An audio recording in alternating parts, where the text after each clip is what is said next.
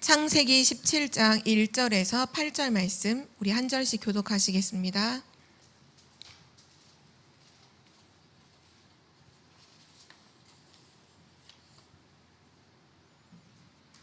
아브람이 99세 때에 여호와께서 아브람에게 나타나서 그에게 이르시되 나는 전능한 하나님이라 너는 내 앞에서 행하여 완전하라.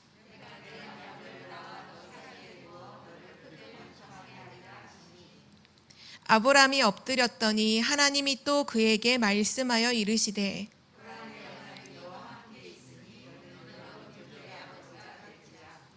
이제후로는 내 이름을 아브람이라 하지 아니하고 아브라함이라 하리니 이는 내가 너를 여러 민족의 아버지가 되게 함이니라.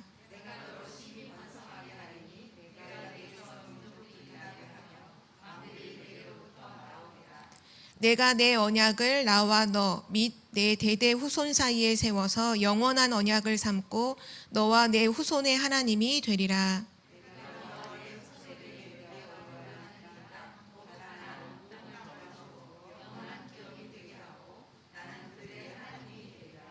아멘.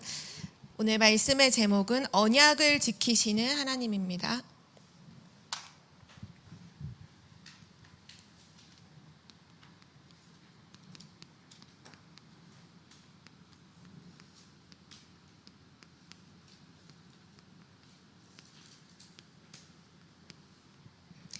언약을 지키시는 하나님.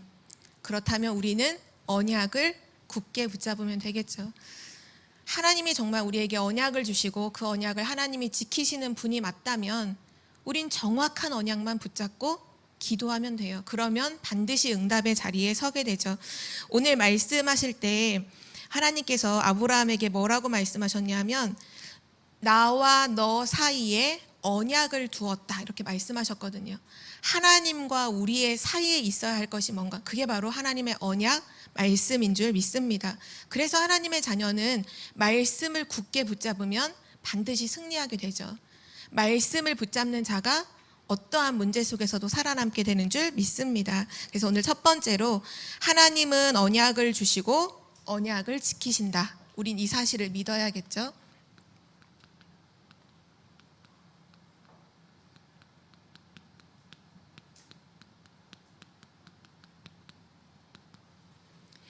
하나님께서 우리에게 언약을 주시고 언약을 지키시는데요. 성경 말씀에 마태복음 5장 17절에서 18절에 보면 하나님의 말씀은 반드시 이루어진다는 걸 이렇게 설명하셨어요.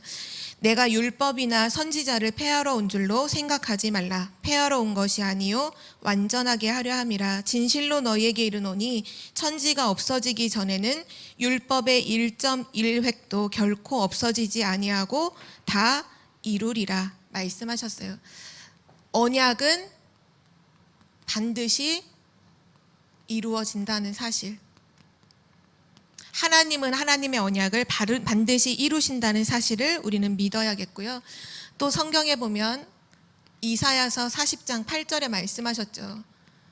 풀은 마르고 꽃은 시드나, 우리 인생을 두고서 하신 말씀이잖아요.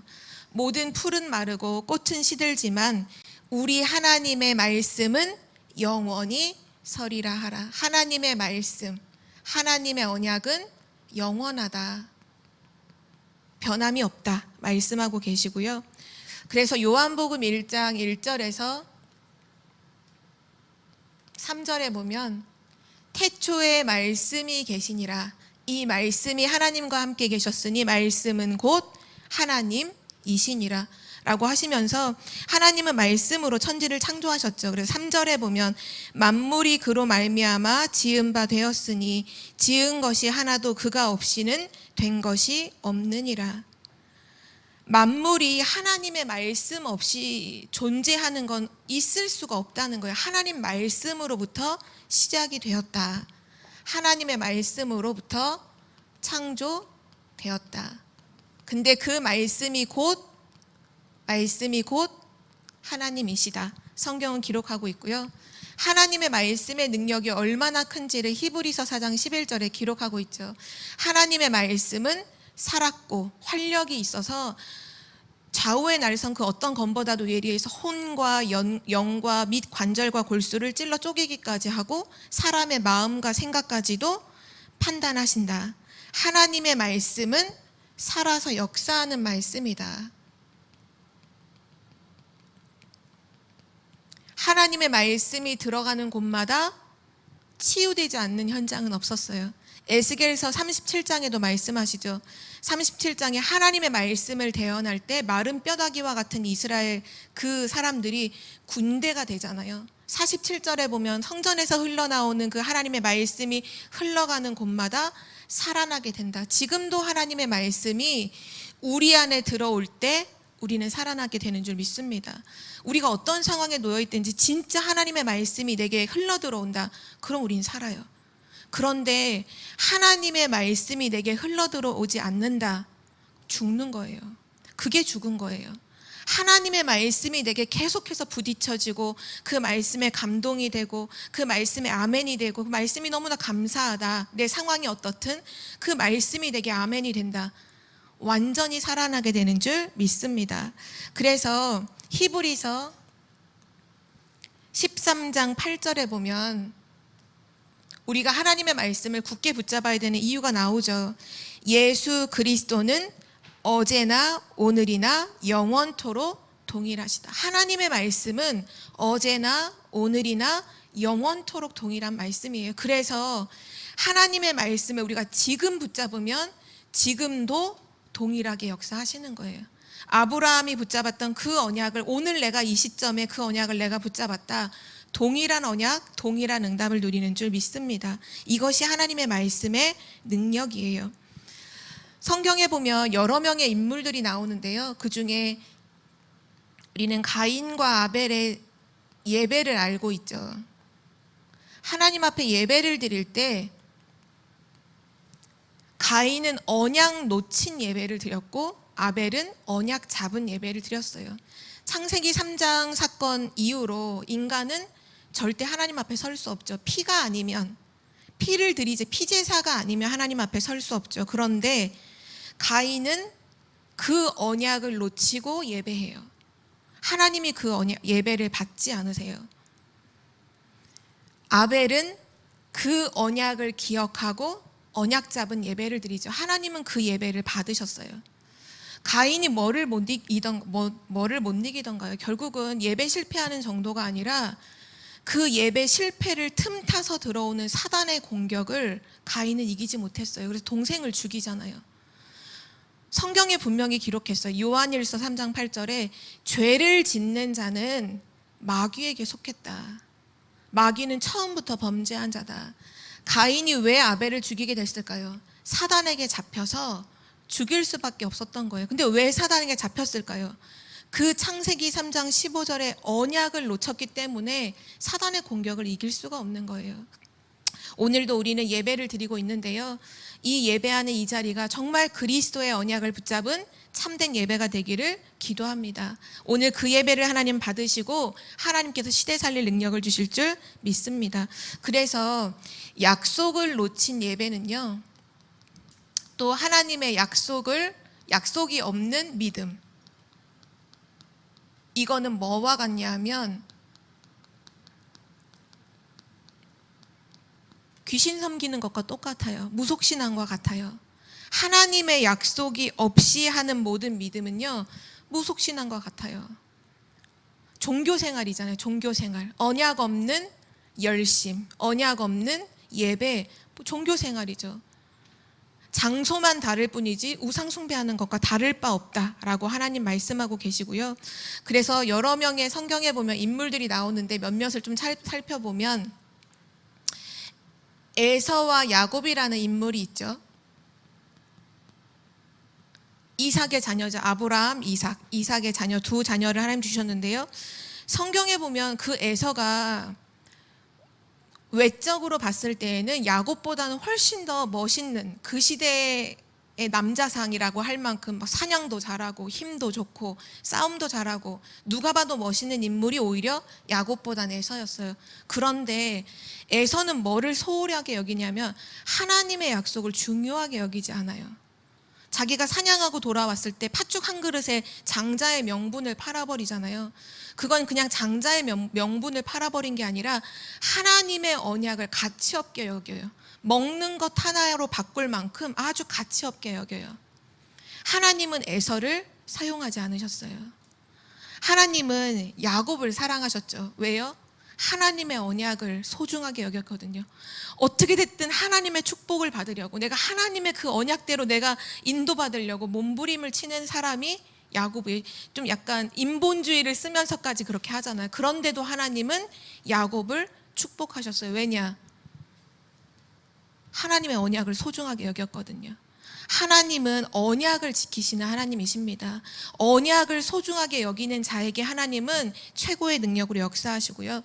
또 성경에 보면 다윗이라는 인물과 사울 왕이 나오죠. 하나님이 맨 처음에 이스라엘 나라의 초대 왕으로 누구를 선택하셨냐? 사울을 선택했어요. 하나님이 선택하실 만큼 이 사울 왕은 하나님을 경외하는 자였어요. 그런데 중간에 하나님께 이 사울 왕이 버림을 받고 하나님이 다른 다윗에게 기름을 부으시잖아요. 그 이유가 성경에 나와 있는데 우리 함께 성경 말씀 한 구절을 좀 찾아보도록 하겠습니다. 사무엘상 15장 15장 22절에서 23절을 함께 찾겠습니다.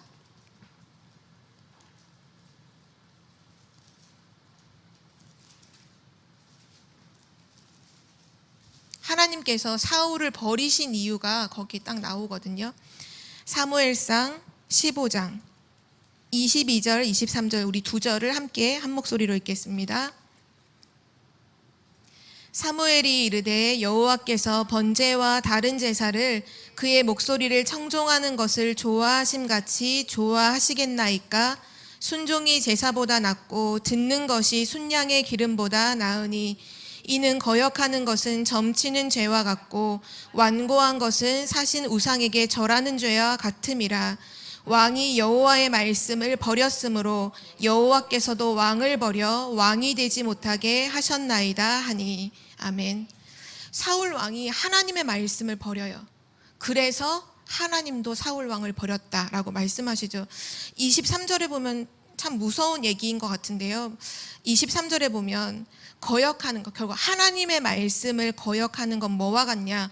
점치는 것과 같고 점치는 죄와 같고, 하나님의 말씀 앞에 내 마음을 완고하게 하는 것, 그 말씀 듣지 않고 내 마음 내 고집대로 하려고 하는 그 완고함은 우상에게 절하는 죄와 같다. 여호와의 말씀을 버렸으므로 여호와께서도 왕을 버려 왕이 되지 못하게 하셨나이다. 사울 왕이 하나님의 분명한 축복을 받고 왕이 되었지만 어느 순간부터는 자기의 생각과 자기의 고집을 더 따라가지 하나님의 말씀을 더 이상 따라가지 않아요.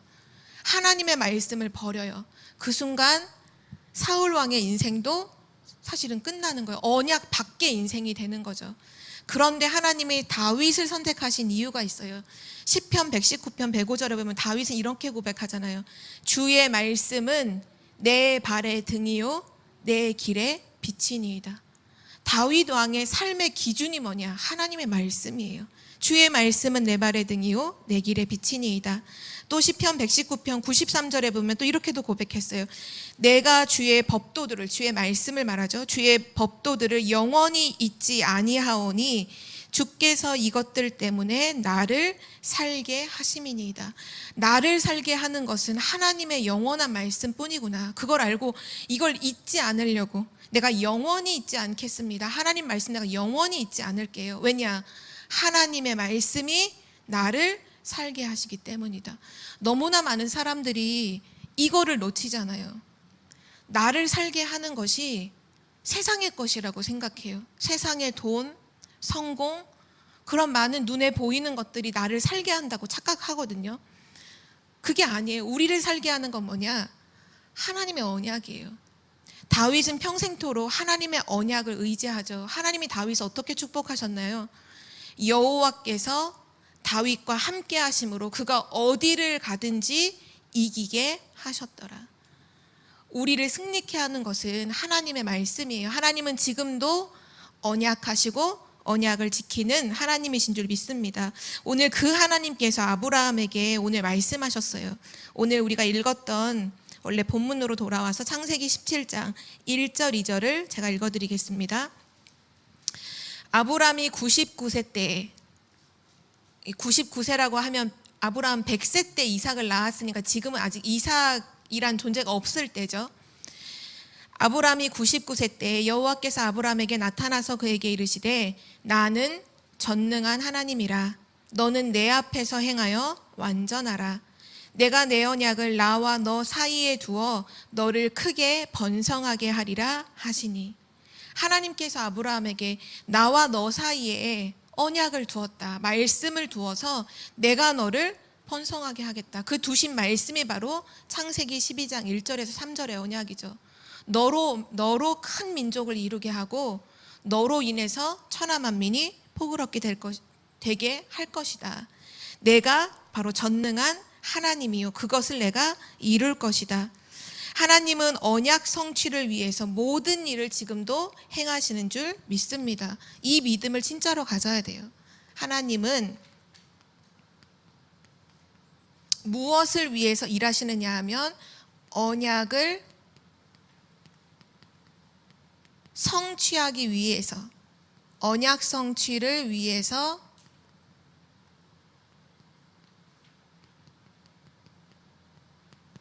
지금도 일하신다, 역사하신다, 모든 일을 행하신다는 사실이에요.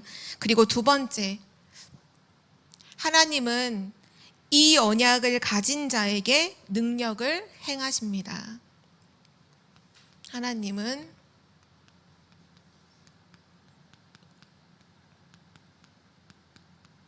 누구에게 능력을 베푸시느냐? 바로 언약을 가진 자에게 능력으로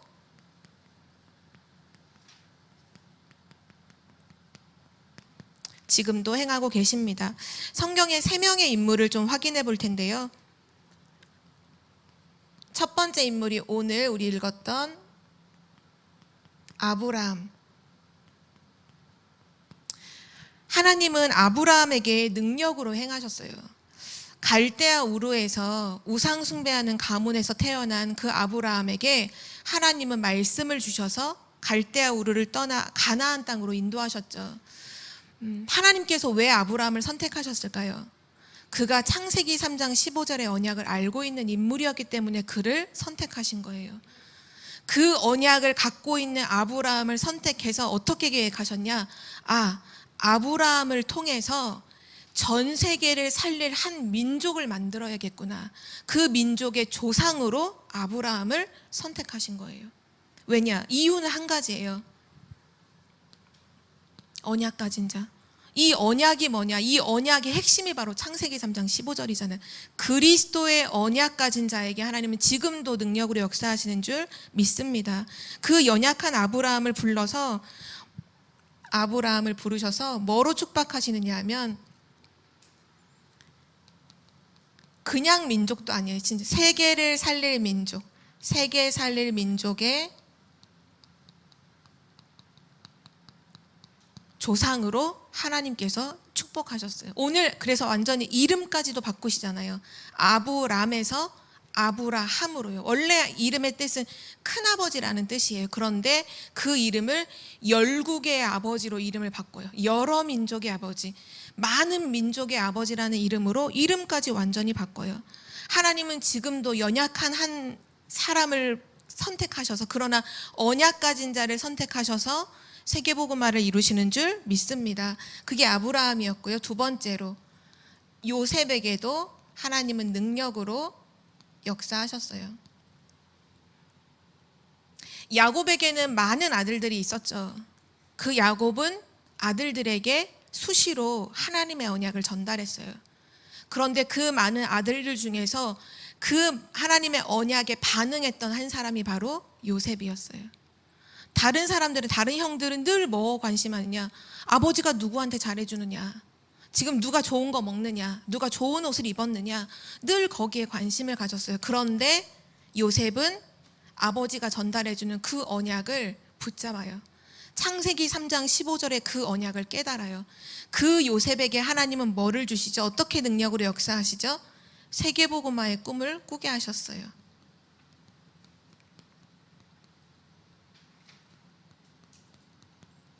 요셉이 꿈을 꾼다고 이 꿈을 꿀 수 있을까요? 절대 꿀 수 없어요. 요셉의 수준으로는 이 세계복음화의 꿈을 꿀 수 없어요. 사실 요셉의 수준이 성경에도 보면 창세기 37장에 보면 대충 나오잖아요. 보면 형들이 잘못하면 보고서 바로 가서 아버지에게 고자질하는 딱 그런 인물로 사실 나오잖아요. 그래서 형들이 미워하잖아요. 자기들의 잘못을 아버지께로 고하니까. 어떻게 보면 되게 좁은 사람일 수도 있었던 것 같은데, 그런데 그것과 상관없이 하나님의 언약을 깨닫고 있으니 하나님은 그를 붙잡고 뭐를 꾸게 하신? 세계복음화의 꿈을 꾸게 하셨어요. 하늘의 해와 달과 11별이 요셉 앞에 절을 하는 꿈이죠. 이때 당시에 태양이 요셉 앞에 절을 한다는 이게 왜 어마어마한 일이냐면, 그때 당시에 최고 강대국인 애굽이 섬기는 신이 태양신이에요. 애굽이 신으로, 그 시대의 최고 강대국인 애굽이 태양을 신이라고 섬기고 있는 그때 그 태양이 요셉 앞에 무릎 꿇어 절을 한다? 이건 요셉의 수준으로는 생각할 수 없는 꿈이거든요. 하나님께서 정확한 창세기 3장 15절에 언약을 갖고 있는 요셉에게 세계복음화의 꿈을 꾸게 하시고, 하나님은 하나님의 방법으로 이 꿈을 이루어 가시죠. 애굽의 노예로 팔려가게 하셔 애굽으로 가게 하시고, 그 보디발의 집에 머물러 있으면 안 되니까 꺼내기 위해서 누명을 쓰고 감옥에 가시는데 정치범들이 있는 감옥으로 보내시고, 거기서 정치인을 만났는데 꿈 해석 받고서 풀어준다고 했는데 안 풀어주고 까먹잖아요. 그러다가 왕이 꿈을 꿨을 때 생각나서 요셉을 왕 앞에 세워주죠. 하나님이 이 모든 것을 행하시는 줄 믿습니다. 그리고 또 한 명의 인물을 더 확인해 보면요, 다윗에게도 하나님은 언약을 가진 다윗에게 능력으로 행하셨어요.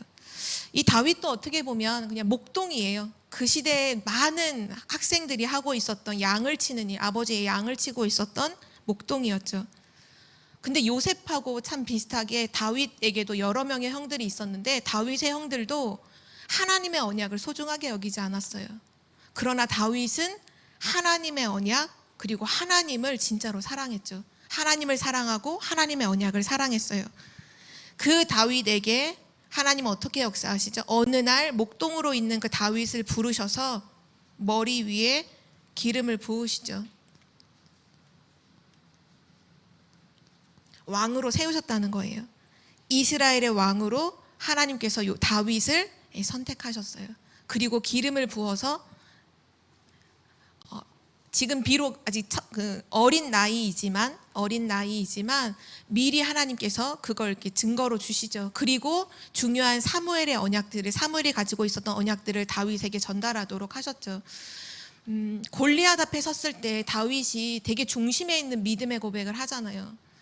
골리앗이 막 하나님을 비방하고 하나님의 이 민족을 막 비방하는 욕을 막 하면서 우리와 싸울 자 나오라고. 근데 아무도 나가지 못하잖아요. 그런 비난하는 말, 하나님을 모욕하는 말들이 막 지금 쩌렁쩌렁하게 울리는데 아무도 나가지 못해요.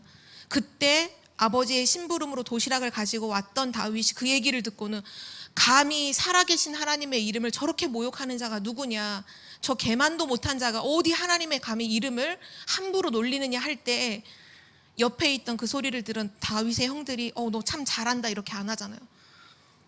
교만하다고, 조용하라고, 네가 원래 늘 교만했다고. 그때 다윗이 뭐라고 고백하죠? 어찌 내게 이유가 없습니까? 어찌 나에게 이유가 없겠습니까? 그 이유라는 게 뭘까요? 언약이잖아요. 언약. 우리 민족이 어떤 민족인데, 하나님이 전 세계를 복음화하기 위해서 세우신 우리 민족인데, 우리 민족을 지금 모욕하고 하나님을 모욕해? 감히 언약을 가지고 얘기했던 거예요. 어찌 이유가 없겠습니까? 이유를 갖고 있는 사람이었어요. 그리고 골리앗에게 말하잖아요. 너는 칼과 창과 단창으로 내게 나아오지만 나는 만군의 여호와의 이름, 너가 모욕하는 바로 그 만군의 여호와의 이름으로 내가 너에게 간다. 오늘 너의 목숨을 하나님이 내 손에 붙이셨다. 전쟁은 여호와께 속한 것인즉, 오늘 하나님이 너의 목숨을 내게 붙이심으로 전 세계에 하나님 살아계심을 보이실 것이다. 그리고 달려가서 돌을 던지잖아요. 하나님은 다윗의 인생을 선택하셔서 왕으로 세우실 뿐만 아니라 다윗이 가는 걸음걸음마다 하나님의 살아계심이 온 천하에 증거되도록 역사하신 줄 믿습니다. 지금도 마찬가지예요. 정말 그리스도의 언약을 굳게 붙잡고 있는 사람, 정말 그리스도가 모든 문제를 다 끝냈구나, 정말 예수가 그리스도구나, 그 언약을 붙잡고 있는 자에게 하나님은 기름을 부으시고 그 사람을 통해 세계복음화를 꿈꾸게 하시고 그 사람을 통해서 세계복음화 일들을 이루어 가시는 줄 믿습니다. 그리고 또한 하나님은 이 언약을 가지고 있는 자에게 뭐를 주시냐면 누릴 수 있는 축복과 함께 그 하나님이 주신 이 축복을 누리는 자에게는 권능을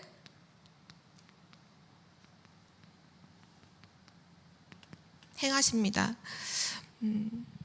우리는 그 그리스도의 언약을 붙잡고 지금 어디를 살아가고 있냐면 현장에서 이제 살아가고 있죠. 그래서 하나님이 주시는 우리 누릴 수 있는 축복은 어디에서 누려야 하는 것이냐면 바로 우리의 현장에서 누리는 축복이에요. 지금 내가 서 있는 가정에서, 또 내가 일하고 있는 바로 일터에서, 학업하는 현장에서, 내가 있는 바로 지역에서 누려야 하는 축복이죠. 예수가 그리스도라고 고백했던 베드로에게 하나님이 주셨던 축복인데요, 지금 우리에게 주신 축복과도 동일하죠. 베드로에게 주신 축복. 사람들이 나를 누구라 하느냐 질문하시고 고백한 베드로가 예수는 그리스도라고 고백했을 때 하나님께서 뭐를 축복하셨냐 하면 너는 베드로라, 이 반석 위에 내 교회를 세우리라. 반석 같은 신분을 약속하신 거죠. 하나님께서 너를 세우실 것이다. 그리고 음부의 권세가 너를 이기지 못하리라. 사단의 모든 권세를 이길 수 있는 권세를 베드로에게 주셨어요. 그리고 나서 천국 열쇠를 약속하셨죠. 너가 땅에서 무엇이든지 매면 하늘에서도 매이고 너가 땅에서 무엇이든지 풀면 하늘에서도 풀리리라. 천국 열쇠는 뭔가요? 바로 보좌를 움직이는 기도의 비밀이요. 보좌를 움직이는, 보좌의 문을 열고 닫을 수 있는 그 기도의 비밀을 하나님께서 베드로에게 주셨어요. 지금도 마찬가지예요. 예수가 그리스도라고 고백한 우리에게 주신 축복이죠. 하나님 자녀의 신분, 영원히 무너지지 않은 하나님 자녀의 신분, 사단을 이길 수 있는 그 권세, 그리고 기도의 비밀, 하나님 나라를 누리는 기도의 비밀. 이거를 어디서 누려야 하느냐? 현장에서 누려야 돼요. 교회 안에서는 이미 하나님 우리와 함께 하시고 완전한 축복으로 우리 지금 역사하고 계시잖아요. 이 축복을 어디에서 우리가 실제 이제 누려야 하냐 하면 현장에서 누려야 돼요. 그런데 우리가 현장에서 많이 못 누려요. 교회 안에서는 말씀을 들을 때 믿고 아멘 하지만 실제 우리의 현장으로 갔을 때에는 나의 신분과 나에게 주신 권세와 보좌를 움직일 수 있는 기도의 비밀이 있음에도 불구하고 기도를 놓쳐요. 그래서 우리는 속잖아요. 지난주 우리 수요 메시지 때도 왜 우리가 하나님 자녀고 왜 우상 숭배하느냐? 나의 정체성을 놓칠 때 우리는 사단에게 속게 돼요. 그래서 다른 거 붙잡게 되는, 그게 다른 거 붙잡는 게 우상 숭배라고 했잖아요. 우리에게 주신 신분과 권세, 이 기도의 비밀을 진짜 현장에서 우리는 누려야 합니다. 하나님께서는 우리에게 많은 약속들을 주셨는데요, 특별히 구원받은 하나님 자녀에게 주신 7가지 약속이 있어요. 이 약속을 진짜 현장에서 믿고 누리는 자들이 되시기를 바랍니다. 첫 번째 약속이 뭐냐면요, 요한복음 1장 12절 말씀이죠. 영접하는 자 곧 그 이름을 믿는 자들에게는 하나님의 자녀가 되는 권세를 주셨으니, 하나님 자녀의 축복을 약속하셨어요. 우리에게 하나님 자녀의 축복을 약속해 주셨어요. 현장에서 이거를 누리는 거예요. 그럴 때 절대 사단에게 속지 않죠. 그리고 나서 요한복음 14장 16절 17절에 보면 우리에게 무엇을 약속하셨느냐? 성령의 인도를 약속해 주셨어요. 보혜사 성령을 너희에게 주셔서 영원토록 너희와 함께 있을 것이다. 우리 안에 거하실 것이다. 성령으로 우리를 인도하실 것이다. 하나님이 약속하셨고요. 또 요한복음 14장 14절 내 이름으로 무엇이든지 구하면 내가 응답하리라. 기도에 응답하시겠다 약속하셨어요. 이거를 현장에서 누리는 거예요. 문제 왔을 때 당황하는 게 아니라 하나님께서 내 기도에 응답하시겠다고 약속하셨지. 그러면 오늘 제목처럼 약속, 언약을 지키시는 하나님 앞에서 기도를 시작하는 거죠. 또 우리에게 무엇을 약속하셨냐면요. 히브리서 1장 14절 하나님의 자녀를 돕는 천군과 천사를 우리에게 약속해 주셨죠. 천사의 도움. 지금도 하늘 보좌로부터 천군 천사를 파송하셔서 하나님 자녀를 지키시고 보호하시고 도우신다는 사실을 우린 꼭 기억해야 되고요. 또 다섯 번째 뭘 약속해 주셨느냐? 빌립보서 3장 20절 천국의 배경을 약속해 주셨어요.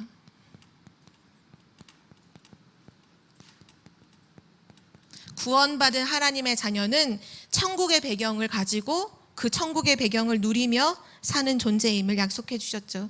그리고 나서 여섯 번째, 우리에게 흑암을 이길 수 있는 권세를 주셨어요. 누가복음 10장 19절 내가 뱀과 전갈을 밟으며 원수의 모든 능력을 이길 수 있는 권능을 내게 주었노니. 흑암을 꺾는 권세를 나에게 약속하셨죠. 그리고 마지막 일곱 번째가 사도행전 1장 8절 바로 세계복음화의 축복을 약속해 주셨어요.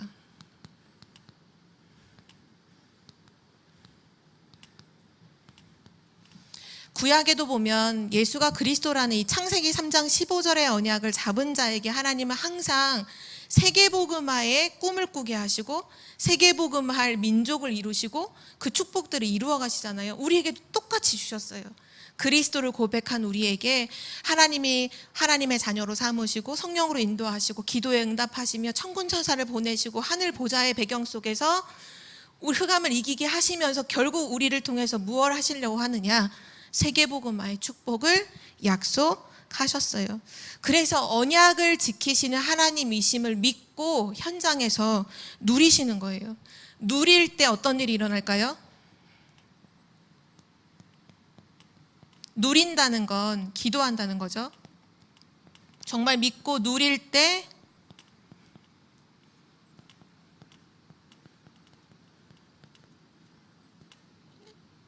하나님을 체험하게 돼요. 아, 하나님이 나와 함께 하시는구나.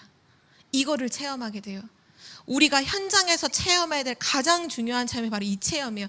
하나님이 나와 함께 하시는구나. 이거를 체험하며 사는 게 하나님 자녀예요. 구원받은 자와 구원받지 못한 자가 뭐가 다른가요? 하나님이 함께 하시느냐, 함께 하지 않느냐가 다르잖아요. 우리가 현장에서 날마다 하나님이 나와 함께 하신다. 이걸 체험하면요. 그 어떤 것도 문제 안 돼요. 그 어떤 것에서도 낙심하지 않아요. 근데 이거를 체험하지 못하면 그러면 흔들리는 거예요. 그럼 불신자가 부럽고 불신자가 대단해 보이고, 왜냐? 불신자가 눈에 보이는 걸 더 많이 가지고 더 잘 나가고 있는 그런 걸 흔들려 버려요. 그게 아니에요. 하나님 자녀는 하나님 주신 약속을 믿고 기도로 누릴 때 하나님을 체험하게 돼요. 와, 진짜 하나님이 나와 함께 하시는구나. 이 체험은 뭐로 연결이 되느냐? 세계복음화와 연결이 돼요. 요셉이 하나님과 함께 하심을 누리고 있을 때 보디발이 보죠. 왕이 보죠. 형제들이 보잖아요. 우리가 현장에서 하나님을 체험하고 있을 그때에 우리의 가족이 보는 거예요. 우리 현장에 있는 불신자가 보는 거예요. 아, 하나님이 함께 하시는구나. 저 사람에게는 하나님이 함께 하시는구나. 나도 저 사람과 같이 저 축복을 누리고 싶다. 얘기하게 되잖아요. 대체 비밀이 뭐냐? 당신 이렇게 어려운 문제 있는데 이렇게 평안할 수 있는 이유가 뭐냐? 나도 그 비밀을 알고 싶다. 하나님을 체험하면요, 내가 살아날 뿐만 아니라 다른 사람도 살리게 돼요. 세계복음화의 축복을 이루게 되죠. 우리 청주복음교회 모든 성도님들이 하나님이 현장에서 누리라고 주신 그 축복을 실제 현장에서 누림으로 하나님 살아계심을 보이는 증인들 되시기를 기도합니다. 마지막 네 번째로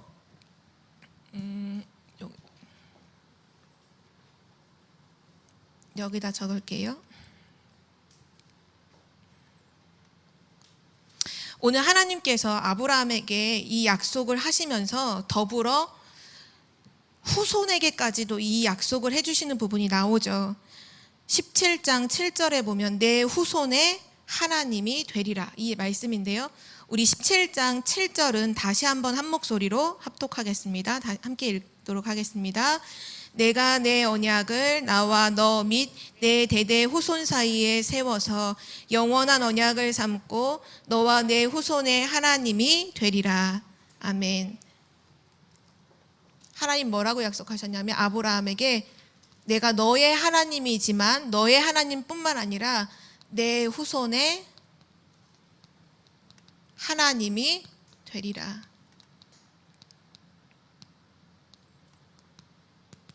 그러면서 이렇게 말씀하셨어요. 7절에 영원한 언약을 삼겠다. 이 말의 의미가 뭐냐면요, 아브라함에게 약속하신 언약은 아브라함 한 사람에게만 해당되는 언약이 아니라는 거예요. 하나님께서 이 언약을 영원한 언약으로 만드셔서 아브라함의 후손들도 이 언약을 붙잡기만 하면 아브라함과 똑같은 응답을 받도록 하시겠다는 거예요. 그 말은 뭘까요? 지금 우리가 이 언약을 잡을 때 지금 우리에게 그 언약을 성취하시겠다는 거예요. 내 후손의 하나님이 되리라. 아브라함의 하나님, 이삭의 하나님, 야곱의 하나님이 오늘 내가 언약을 붙잡는 이 시간에 나의 하나님이 되시겠다는 약속이에요. 나를 통해서 세계복음화를 이루시겠다는 약속인 거죠. 오늘 이 시간 우리 청주복음교회 모든 성도님들에게 이 언약이 성취될 줄 믿습니다. 그래서 믿음은 뭐냐? 하나님의 말씀을 우리는 믿잖아요. 그 믿음이 곧 언약이 성취되는 거예요. 믿는 자에게 하나님의 언약이 바로 나의 언약이 되는 거죠. 또한 믿음은 행동이기도 한데요. 이 행동은 뭘 의미하느냐? 오늘 우리가 읽었던 1절에 답이 나와 있어요. 아브라함이 99세 때 여호와께서 아브라함에게 나타나서 그에게 이르시되 나는 전능한 하나님이라 너는 내 앞에서 행하여 완전하라. 우리의 행동은 어떻게 해야 될까요? 하나님 앞에서 행동하는 거. 그게 믿음이잖아요. 하나님을 믿음으로 하나님 앞에서 모든 걸 행하는 거예요. 하나님 앞에서. 근데 하나님이 그걸 뭐라고 너는 내 앞에서 행하여 완전하라. 완전한 것이 뭐냐? 하나님 앞에서 행하는 거. 하나님 앞에서 믿음으로 행하는 거. 그것이 완전한 거라고 말씀하고 계시고요. 또 우리가 진짜로 믿을 때, 하나님의 언약을 믿을 때 하나님은 우리에게 그 언약을 성취하심으로 증거를 주십니다. 오늘도 언약을 지키시는 하나님, 그 언약을 믿고 붙잡는 우리에게 하나님의 언약은 반드시 성취되는 줄 믿습니다.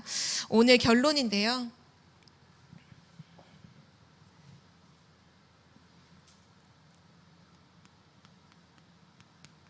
오늘 아브라함의 이름을 바꿔주셨어요. 아브람에서 아브라함으로요. 여러 민족의 아버지라고 하나님께서 이름을 바꿔주셨죠. 이름은 호칭이잖아요. 늘 불린다는 거는 그 언약을 잊지 않게 하셨다는 거예요. 이름을 바꾸셨다는 거. 오늘 우리가 하나님의 언약을 잡음으로 우리의 영적인 이름을 완전히 바꿔야 돼요. 우리는 내가 보는 나를 보면 안 돼요. 하나님이 우리를 지금 어떻게 보시는지로 우리는 나를 봐야 해요. 근데 하나님이 지금 우리에게 뭐라고 말씀하시냐면 지금 계속해서 말씀이 선포되고 있죠. 아브라함을 여러 민족의 아버지라고 말씀하신 그 하나님께서 지금 하나님은 우리를 237 치유 서밋의 언약 속에서 영적인 파수꾼, 영적인 의사, 영적인 대사로 우리를 불러주셨죠. 그게 우리의 영적 이름이에요. 영적 파수꾼. 나는 237 나라와 소통하는 영적인 파수꾼. 나는 모든 사람을 치유한, 열방을 치유하는 나는 영적인 의사. 나는 전 세계 서밋들에게 답을 주는 나는 영적인 대사. 이게 우리의 영적인 네임이에요. 이름이죠. 그리고 또 하나님이 지금 계속해서 뭐라고 말씀하시냐면 우리는 뭐냐? 복음의 플랫폼이라는 거예요. 전 세계 사람들이 플랫폼으로 다 모이는 것처럼 우리에게 모여서 복음을 듣고 살아나게 되는 우리는 뭐냐? 복음의 플랫폼이다. 또 지금 말씀에서 뭐라고 말씀하시면 그냥 파수망이 아니라 살리는 파수망이라고 하셨거든요. 그냥 살리는 파수망이 아니에요. 요즘 메시지에서 되게 강조해 주시는 강조점이 있어요. 그게 뭐냐면 실수하는 사람을 살리라는 거예요. 요즘 메시지에 계속 나와요. 이 말씀을 왜 하실까요? 하나님 그냥 하시는 말씀 분명히 아닐 거예요. 우리가 세계복음화하기 위해서 지금 큰 여러 가지 갱신도 해야 되고 많은 것들을 해야 되는 과정 속에 우리를 뭐라고 말씀하시느냐? 살리는 파수망이다.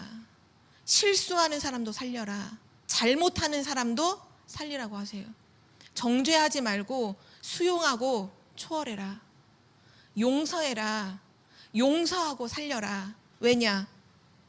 살리는 파수망이기 때문에 많은 것들을 우리가 하나님 앞에서 묵상해야 되는 부분인 것 같아요. 복음의 플랫폼? 나는 누구냐? 복음의 플랫폼. 살리는 파수망. 근데 살리는 파수망이 어떤 실수한 사람까지도 살리는 파수망. 우리가 교회 안에서도 실수하는 한 사람이 나오면 그 똑바로 못 보잖아요. 비난하고 정죄하잖아요. 유 목사님이 이렇게까지 표현하셨잖아요. 기도해 준다는 명목 하에 그 사람의 치부를 드러내서 우리가 이 사람 놓고 기도해 줘야 돼 하면서 그 사람의 치부를 공개를 해요. 그리고 같이 기도해 준다고 하면 사실은 그 사람을 이렇게 절대 일어날 수 없게끔 만들어버린다 하잖아요. 정말 우리가 복음 안에서 지혜가 필요한 것 같아요. 실수하는 사람이 있을 때 말하지 말아야 돼요. 살려야 돼요. 왜냐? 살리는 파수망이요. 하나님은 언약을 지키신다니까요. 우리가 복음의 중심과 생명 살리는 중심을 가지고 이렇게 하잖아요. 하나님은 우리의 모든 삶의 현장에 흑암을 완전히 무너뜨리시고 하나님의 뜻을 이루시는 줄 믿습니다. 왜 우리가 실수하는 사람까지도 살릴까요? 사단이 이기게 하지 않기 위해서잖아요. 네피림이 승리하지 않게 하기 위해서예요. 사단은 끝까지 우리를 공격해요. 실수하는 사람, 우리 교회 안에도 많은 문제들이 만약에 어느 날 생길 수도 있겠죠. 지금은 없지만 생길 수도 있겠죠. 그때 우리가 어떻게 서야 되느냐? 살리는 파수망이 돼야 돼요. 실수하는 사람도 살려야 돼요. 그 사람이 죽을 만큼 잘못을 했다 하더라도 살려야 돼요. 이유가 뭘까요? 사단이 원하는 게 뭔데요? 그 사람도 죽이고 너도 죽어라 이거예요. 그 사람 비난하고 정죄하면서 그 사람 죽여. 그리고 너도 죽어 이거예요. 사단이 승리하지 않게 하기 위해서 우린 뭐 해야 되느냐? 살려야 돼요. 그러기 위해서 먼저 뭐예요? 복음의 플랫폼이어야 돼요. 복음이어야 돼요. 어떻게 우리가 실수하는 사람을 어떻게 우리 수준으로 어떻게 살려요? 복음. 실수한 나를, 죄인인 나를 복음이 살렸잖아요. 그렇기 때문에 우리도 실수하는 사람을 살릴 수 있는 거예요. 왜냐? 우린 죽을 수밖에 없는 죄인이에요. 하나님 앞에서 구원받을 수 있는 조건이 하나도 없어요. 구원받을 수 있는 조건이 하나도 없다니까. 그런데 하나님께서 친히 우리를 위해 죽으셨어요. 우리를 살리려고. 죄인인 나를, 의인을 위해서 죽으신 게 아니라 죄인을 살리기 위해서 복음을 주셨어요. 복음의 플랫폼. 살리는 파수망. 그리고 우리는 하나님과 소통하며 전 세계와 소통하는 안테나입니다. 이것이 우리의 지금 새로운 이름이에요. 우리의 영적인 이름이에요. 우리의 지금 이름을 여기 계신 박선영 권사님을 갑자기 다른 걸로 바꾸시지 않지만 실제 하나님이 우리를 구원하실 때 우리 안에 있는 영적인 모든 부분은 다 변화되었죠. 그렇죠? 그리고 나서 지금 말씀하시는 것이 우리의 이름이에요. 237 치유 서밋의 영적인 파수꾼, 영적인 의사, 영적인 대사. 그러면서 복음의 플랫폼, 살리는 파수망, 그리고 소통하는 안테나. 하나님이 우리를 통해서 지금 세계복음화를 이루어가고 계시는 거예요. 정말 이 언약을 굳게 붙잡고 절대로 속지 마시고, 내 문제에 속지 마시고, 언약, 하나님은 언약을 지키신다. 그렇다면 오늘 내가 하나님과 나 사이에 뭐를 두느냐가 다죠. 언약이에요. 언약. 하나님과 나 사이에 있어야 하는 것이 언약이에요. 지금 내가 말씀을 어떻게 붙잡고 있느냐, 그게 다예요. 지금 내가 어떻게 말씀을 붙잡고 그 말씀 가지고 내가 기도하고 있느냐, 그게 모든 것이에요. 내가 말씀이 없다, 내가 뭔가를 잘하고 있고 뭐 지금 이 일이 아무것도 아닌 거예요. 언약 없는 예배는, 아까 언약 약속 없었던 사람들 있죠. 그냥 없는 거예요. 그냥 살다가 살다 죽다 끝나는 거예요. 그런데 하나님의 언약을 잡으면요, 세계복음화에 우리를 사용해 주세요. 우리의 연약한 삶이 세계복음화하는 전도자의 인생이 되는 거죠. 근데 하나님이 그거를 뭐까지 약속하셨어요?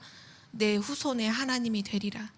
그 언약을 우리 후손에게까지도 전달하셔서 이루어 가시는 줄 믿습니다. 그래서 우리는 올 한 해 어떤 일이 생기거나 어떤 문제가 생기잖아요. 이미 답이 딱 났어요. 그게 뭔지 알아요? 답을 찾으면 돼요. 갱신하면 돼요. 기회를 봐야 돼요. 이걸 기회로 잡는 거예요. 그게 이번에 원단 말씀에서 주셨던 언약이었잖아요. 문제를 보는 게 아니라 답을 찾으면 끝나는 거예요. 이 사람이 실수했어도 내가 그걸 비난하지 않고 내가 거기서 답을 찾아야 돼. 언약적인 답을 찾으면 끝나는 거예요. 내가 갱신하면 끝나는 거예요. 내가 그것을 기회 삼아서 세계복음화에 도전을 하면 되는 거예요. 아무것도 문제될 거 없어요. 아무것도 어려울 거 없어요.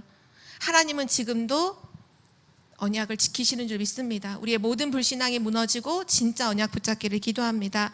하나님 아버지 감사합니다. 언약을 지키시는 하나님께서 우리를 언약의 자녀로, 약속의 자녀로 불러주심에 감사드립니다. 하나님과 나 사이에 언제나 언약을 붙잡은 한 사람으로 서 있게 하여 주옵소서. 그 언약을 붙잡고 24 기도를 지속하며 하나님께서 지금 나를 보시는 그 시선으로 나를 바라보며 세계복음화에 조용히 인도받는, 세계복음화에 끝까지 쓰임받는 믿음의 한 사람, 한 가정, 한 교회가 될 수 있도록 인도하여 주옵소서. 감사드리며 주 예수 그리스도의 이름으로 기도드립니다. 아멘. 우리 찬송가